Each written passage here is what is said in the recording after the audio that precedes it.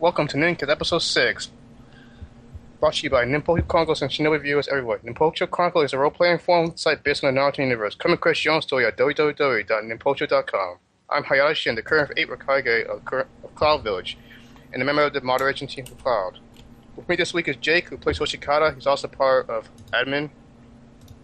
What's up? And CJ, who plays Yuri. He's a sand student, and he's also a member of Admin.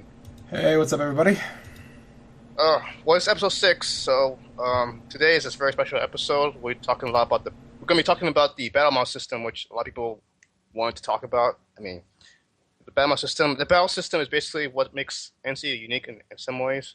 So we're going to be diving in, and it's going to be more of a part thing. So today is part 1. Next week we might have part 2 as well. So people who want to be a guest speaker for those episodes, well, we'll probably think about that, but for future episodes, when we have battle system episodes, feel free to recommend yourself to be part of our episode or whatnot. So, diving in, today we're going to cover some general announcements on IC events on NC. Hey, Shen. So I'm going to go first. Can you take a break for 1 second? Apparently we're having technical difficulties again. Okay. Oh, wait, no, hang on, there we go. Oh, wow, that turned a long time to turn over. Okay, ignore me. Go on. Alright. I don't know. Is it Justin TV that's doing this? I'm not sure, because the service is just always cutting off every episode. But anyways, so going with Cloud, like what things are going on in Cloud, we still have our branch events still ongoing for main branch and medical. There's still the missing in things that's going on in Cloud. We have Shinichi still like gambling with Shin to figure out what he wants. Anatsu is he's still collapsing the gates, and also Zaku has been discovered. If you guys have been paying attention. Yeah. That's just an awesome thread. Yeah. Now I really wanted to talk about more than just about our characters, because I feel like every episode we're talking about either going to be about Shin or Shikata. So I'm looking at you too. I don't know. I don't want this. I don't like talking about my character that much. I like to talk about other people. I can't help it that I play someone who is awesome, okay? Yeah, I mean, you're the villain, but still, there's a lot of awesome characters besides us. I mean, we have a lot of different characters. So, I don't know. But maybe next week we might have some interesting things coming on. I mean, we have a mission going on that I'm a moderation of. It's basically kind of like a crime boss type thing. Right now we have these weird organizations in Cloud with regards to Titan. I mean, everything's being revolved around Titan. I mean, we have Hoshikata of Titan, we have missions dealing with Titan and different organizations, so it'll be very interesting to see how it all comes together. So stay tuned with that. Besides that, there's nothing much going on in Cloud, so I'll turn to CJ for Sand, if there's anything new that's going on right now. Sure. Besides, we have the events. Is the event still going on? Yeah, the event's still very much live and kicking. After like a whole month, right? Well, yeah, so I mean, the idea is that it's supposed to take as long as the village deems necessary to end it. Unfortunately, and I hate to admit it, is that part of it has slowed down due to my own activity, because I just started a new job. So keeping up with all the moderation activity, because I'm the sole event moderator, which, again, this goes back to my praising of the original Cloud Council that I worked with to do the Demon Invasion event, is that there were 6 or 7 dedicated mods for the event, which made it run so smoothly. So more people that are dedicated to it and everyone's on the same page makes things go a ton easier. Single guy, new job, trickier, but I've got a bunch of stuff done, and we've got a time swing coming up tonight. Actually, I was gonna do it earlier, but then get distracted, and so I'm gonna do it after the podcast, and there's gonna be this whole big transition. But yeah, I mean, a lot of stuff going on. A lot of people doing really cool stuff still, and like I said, you know what? The way I can tell that things are going well is because people are surprising me by the decisions that they're choosing. And I didn't expect people to take these paths, and I didn't expect these characters to turn out like they are. So I'm actually kind of proud that people have realized how elastic the event is, and they're kind of bending rules and fitting themselves into places that weren't originally designed in the event plan. So everything is pretty much not going the way you planned, I guess. I guess it's a good thing. Right? In a way, yeah, it's a good thing because it's more interesting. It's far more interesting. But I mean, so far, like, nothing has been completely upset, but like the makeup of the event is going to change pretty dramatically when I do this time lapse later tonight, because it's going to start affecting how everything's going to sort of go down. And it's interesting because a lot of people. So I designed all the Cabal characters with a pretty significant character flaw for each of their own. And they're all exploitable, but you have to actually dig deep enough to find them, right? Otherwise, they're just the big brooding villains that you kind of want to topple because, they've taken over your village and everyone hates it, blah, blah, blah, sort of thing. Well, if you dig deep enough, if you spend time with them, because like I said, they're not openly hostile, so if you actually can get past your, I want to kill these guys because they've killed our people sort of thing, they're really easy to manipulate. You just gotta get to that point where you've learned what the trigger is. And, I hate to always go back to him, but Homura is like the key example of this. He's basically got one of them now that is like following him around like a lost puppy. So he's basically got a Cabal agent, for a pet for the time being. And that's because, events want one of those. Unfolded in such a manner that the character, who becomes overly attached really easily, is now seeking comfort for Homura because of the scenario that the organization she works for sort of, unfolding. So there's a lot of distrust, and there's a lot of I guess discomfort. That's not very original, but yeah. So I mean, it's just an open advantage, an open crack in the armor, and Homura just went straight for it. So now he has an ally. He's considered an anarchist because he's killed a bunch of his own people. He slaughtered his entire clan, right? So like. When the swing turns around, the rumor mill is going to start spreading, and everyone's going to kind of learn a little bit of what everyone did on the day one. And it's going to be like, well, Homura kind of killed a bunch of people. And I mean, by a bunch, I mean, like, probably close to 100 sort of thing. So he's kind of, besides the Cabal, he's sort of public enemy number one. So he's still very much an anarchist, but at least he's got some allies now in his corner. So, good for him for doing that. And other people, like I said, have been doing some other great things. Mikaboshi, who's been role-playing with his INPC, because he's going to OCR to him in the future, has made a connection with another Cabal agent, but, that was disrupted, so now it's going to sort of split away, and you've got this sort of splintered relationship that has opportunity in the future, but it's going to be a lot harder to gain back any sort of shred of trust that he originally gained. So, like I said, really fluid, kind of all kinds of crazy different things that can happen. But people, like I said, have been making really great decisions and going in directions I hadn't originally foreseen them to try. So, like I said, I'm really happy about it. It's great. But it's been like, 2 or 3 months since the beginning of this event. So, like, from what you're saying, it feels like the Cabal is winning. Do you feel like it's going do you feel like it's going to get a turn of events at any point, like whereby the sides might turn towards, soon? So winning and losing in terms of this event is sort of gray, because it's important to note the Cabal are 7 people. They've come in with 7 individuals, and they themselves are the agents of the Cabal. Well, okay, if you want to be technical, there's 6. There's a 7th one who is publicly now acknowledged that he's working with them, but is not a part of their organization. Regardless, there are 7 people that came in and are the big antagonists, right? Everyone else that's causing trouble have been the prisoners and the criminals and the thugs and the lowlives that they've empowered, that they have let free, that they have given the ability to take back their village and to go about, taking the vices that they wanted from the society. So the army, it's really not the Cabal versus Suna. It's Suna versus criminal army, which is being empowered by the Cabal, who are just kind of sitting back and watching. They've made small shows of power. They've made small things occur, but overall they're really not pushing an agenda. Some of them are kind of preachy, yes, but they're not really doing anything overly over the top. But yes, there's definitely a breaking point. So we have recently reactivated a Sandy called Roku. He actually did something that I was hoping someone would do in the beginning, especially with the notoriety system, sort of keeping tabs on people, right? Is that the first thing he did after because his character went to a coma, I don't remember the details of it, but he comes out of it, and he's like, oh snap, all this stuff is going down. And after he gets cleared from the hospital, the first thing he does is go out, he goes home, tries to see what's going on, tries to collect what he has, and then he's like, well, it doesn't make very much sense for me to go out into this area with my face and make myself known. So as opposed to that, I'm going to get a mask because he was an Ombu. So he gets a brand new mask because his old one was shattered, and he makes a mask, and he gets a cloak and with a hood, and he gets this whole like vigilante superhero. He basically goes Batman on them, which again hilariously appropriate considering where the original concept for the event came from.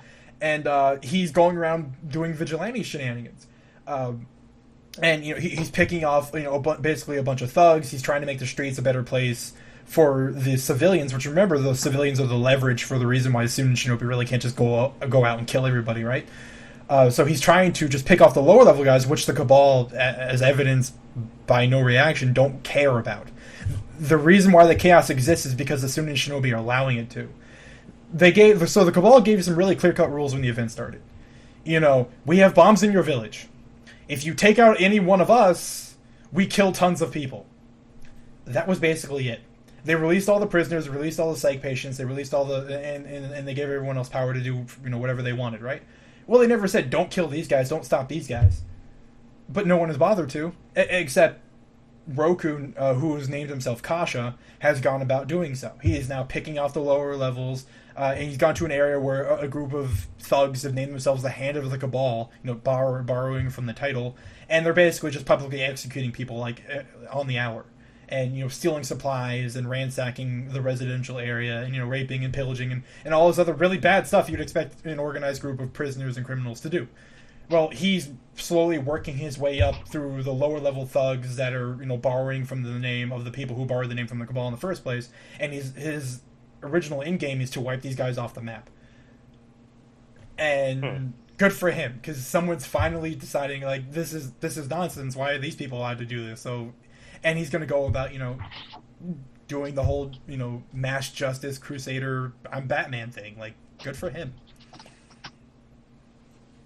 It's interesting. Well, I don't know. I felt like the Cabal using like thugs and low-level criminals to kind of like put the Shinobi in bad name. I mean, I would think that the Shinobi don't really care. I mean, as long as they're getting paid, I think. I mean, if Shinobi's in that position, he'll probably want to infiltrate the Cabal and figure out why they're doing this.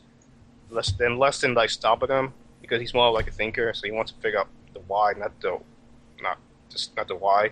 I mean, not the why, not the how. So, I mean, gathering motive is difficult. Yeah. If only because, like you said, they're a small, organized group. Like I said, 7 people. Again, technically, if you want to be technical, 6. And it's clear that they're somehow involved and or are partly themselves an intelligence group. So they're not going to openly, just accept people into their ranks. For instance, Homura, the poster child for the event, has gone, through great lengths and jumped through every single hoop and killed a bunch of people, innocents, rich people, his own clan, numerous other people, and has gotten in good with one of them, but the lowest ranking member of their group, who basically doesn't really have any actual information of what the end game is. And he was trying to pull motive out of somebody else. And it wasn't really working because, like I said, they're not going to be like, your typical Bond villain who's going to, get you trapped and then reveal your whole plan so you can subsequently escape and then, beat them. It's not that easy. It takes a little bit more finesse. You got to be, like I said, it encourages people to be really ninja. If you want to be stealth, if you want to set people up, if for once, if you gain control of the tempo of how things run and force them to react, then that gives you an opportunity to really gain some useful information. Unfortunately, they're not in a position to do that yet, but I guarantee you it's going to be coming soon. People have been making the right moves, and when they get this really big opening, when all these different mini-events start occurring and there's a lot of advantages to be gained for the villagers, there's going to be a breaking point, and it's going to switch really, really quickly. That makes sense. There's one thing I want to add before continue. I think last episode, the advertisement team was trying to figure out how we could bring our affiliates to the podcast. So I personally went to one of our affiliates, one of the Naruto affiliates, and signed like a message to the administrator of the site to discuss opportunities for them to come to our episodes and discuss about just things and art role playing things in general. And he seems to be interested, so hopefully in the future we will have people affiliates come in and talk just about role playing in general. So because the podcast is supposed to be designed not just for NC, I mean it is NC, but just for role playing in general to bring people. People who don't know about role playing to get more interested in it and join our role playing forum.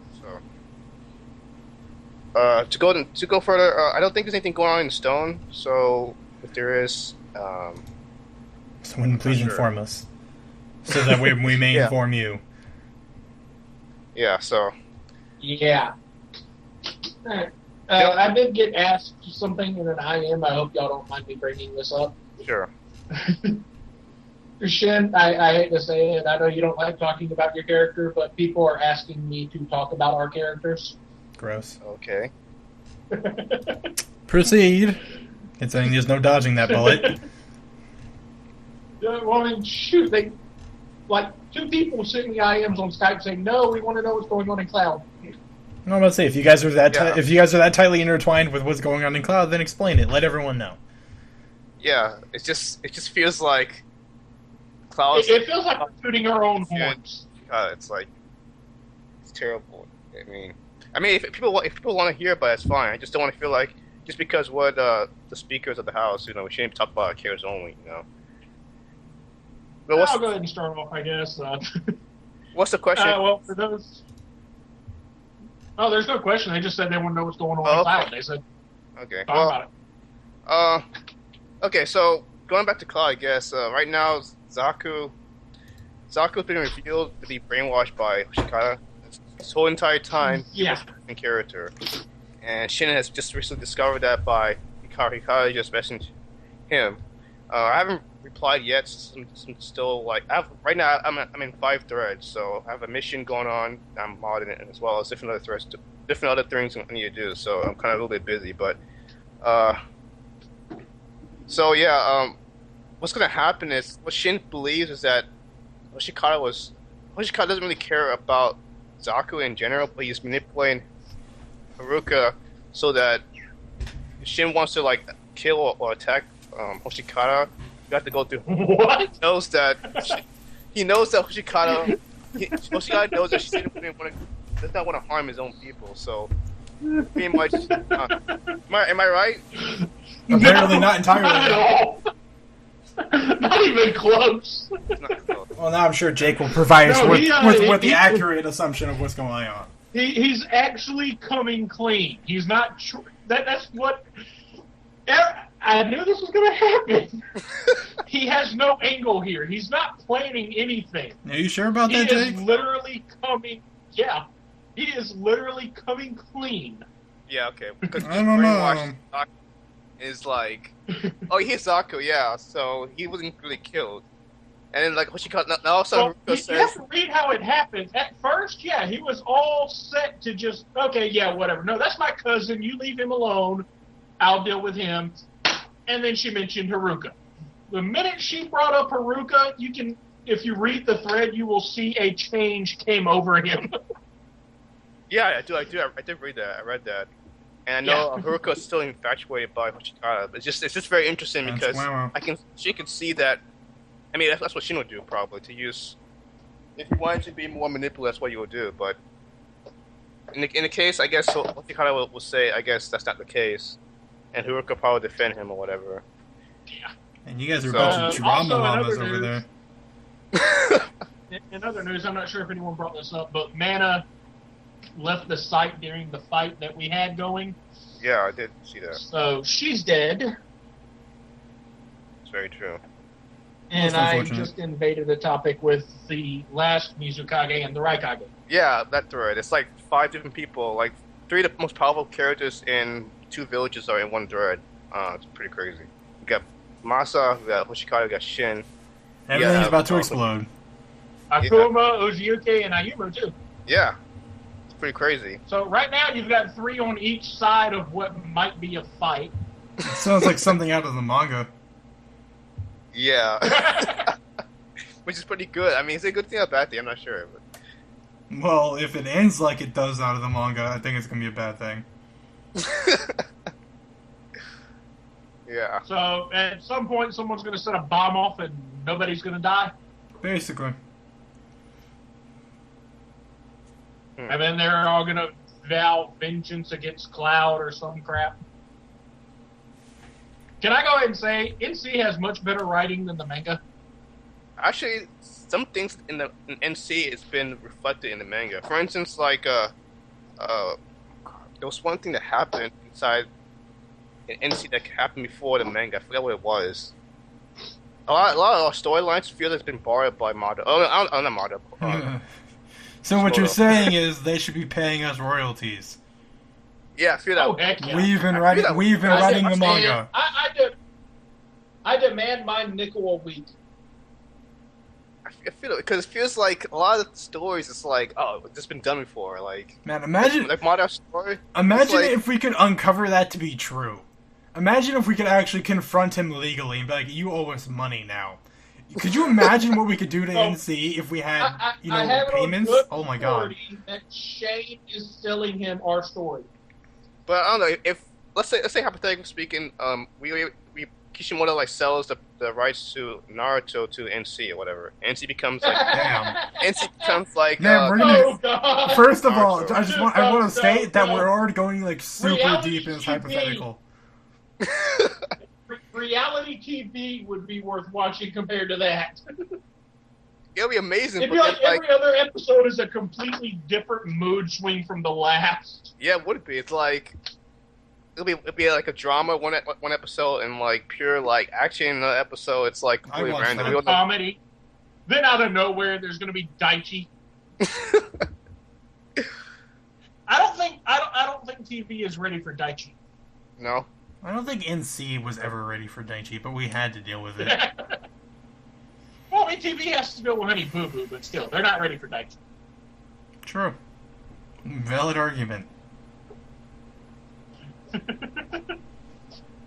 Man, we just... Yeah, I mean, no, it's a good thing Mister's gone, because then we would have to get on, like, late night Cinemax for the show. Yeah, I mean, come on. We gotta get that Cinemax rolling. That's like half the appeal anyway, right? NC is easily a HBO program as it is anyways. Oh, totally. Oh, so what you're saying is we're the next Game of Thrones. We should just write up the pilot now and submit it? Yes. We are the next Game of Thrones. The next Game of Thrones. But Right. I haven't seen like a slaughter. Like every family gets a slaughter in Game of Thrones. And that doesn't really happen in NC. Well, no, the entire village of Mist got slaughtered, dude. I think that trumps the Red Wedding. And like natural disaster, natural causes. Now like. Well, I mean, someone has already taken credit in character for it, so. I suppose, yeah. Yeah, and we're back, and all of a sudden we're back to Jake. Yeah, I guess. Hey. It made sense to bring it up. Mm-hmm. Well, anyways, let's get back to topic. Since we kind of digress a little bit too much. Let's go to segment 2. We're going to talk about the battle mod system, and I have a list of things that we can talk about. Yes. In the audience, if you guys, if anything, any suggestions or comments about the battle mod system you have in general, please state that on the chat so that we can discuss it. We'd love to hear your thoughts about the battle system, see like how we can improve it, or what things that can be changed. So, moving on, the first thing I'd like to talk about is what it means to be a B-mod and what's expected and not expected as a B-mod. So, a B-mod in general, people don't know, a B-mod is a moderator who mods about a battle on NC. So, every time you want to do a battle, you call a B-mod, and then they orchestrate the battle for you. I'm going to roughly discuss some do's and don'ts from my perspective. What my experience of B-mods is. For a B-mod, I think the best thing that a B-mod should do is always be consistent with their post for the round or whatever. So mostly if it's over a week, it's courteous to tell the players your status, or at least 3 days. Tell them your status about the round so that they know what's going on. Because right now, like I don't know if it's because of the current version right now. Before battles weren't really that long. I think. Do you guys agree? Do you guys agree that the previous version, the rounds weren't that as long as it is now? I don't know. I feel like they haven't dramatically changed. Actually, compared to 5-1, fights are honestly shorter in terms of rounds, but longer in terms of the time it takes to get there. Agreed. But the big thing is, how many fights actually end anymore? That's very Most of the time, they're just canceled because they got voided because they were taking too long to actually finish. All the rules. That, or it'll be round 6, and someone will go, "Oh, by the way, you screwed up in round 2, so let's redo 4 rounds of combat now." Yep. Because I'm losing. I mean, we've all seen it. I mean, we've all been here long enough that we've seen crazy things like that happen. Yeah, I mean that's true. I mean, it's a good thing and bad thing because for rounds to be really long, I guess it's more epic in some sense. But because it's too short, I think because it's too short is because of the damage output. Most of the damage is very small, so like. Well, not because now before it was, but now it's a little bit bigger, I guess, and people can do like output more damage now. So, which isn't not really. We do a lot less damage now. Oh, yeah, that's true. Because I mean, back in 5-1, I could deal. Oh God, just with a general pyro build, I could probably do about. Well, let's not talk about pyros. 80,000 damage. Let's not talk about pyros. Fine. That's like the worst example of a general build ever, because pyros can always deal mass damage. With a chakra attuned build, I could do. Hang on. 170,000? Somewhere around there. I mean, we might as well just bring back. We might as well just bring up Hand Seal Mastery. Centauru. Then there was Centauru able to do about 80,000 in a round and not use any CP. Which version? Are we still back on the 5-1? Yeah. Well, no crap. 5-1. With the most retarded super reductions on everything ever that were lightning based.